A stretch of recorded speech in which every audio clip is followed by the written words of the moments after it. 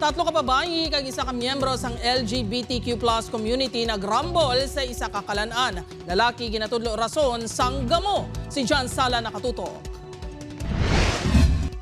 Matawhay pang sitwasyon sa Aros Calduhan ngayon sa Barangay Poblasyon, Barotac Nuevo, Iloilo sang Lunes pasado 2:00 ang kagahon. Apang makaligad lang pila ka minuto may nagluntad nga rambol sa tunga sang 4 ka pabatan-on. Gilayon man nga nagtambag sa gamo ang iban nga mga tawo kag kapulisan.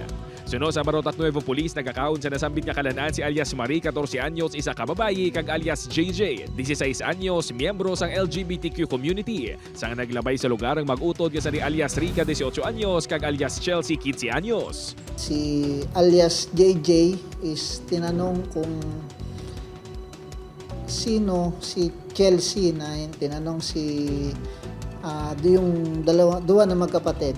Then after nung pagtanong na yun, sir, hindi na elaborate, nagkainitan na kagad sila kasi parang sabi ng kay alias JJ, parang pabalang ang sagot. Apang hindi ilang gali sa pagpamangkot ni alias JJ kandi alias Chelsea kag alias Rica, nag-ugat ang gamo. Bangod may mas madalong pangagut-gut si alias Marie kay alias Chelsea. May isa ka laki na involved na parang pinag-aawayan nung si alias Marie at si alias Chelsea.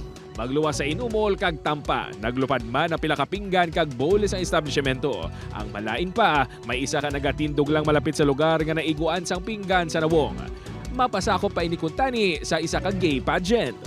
Malaki nga yung damage ng muka niya and sasali sana siya sa pageant nung kahapon, kagabi.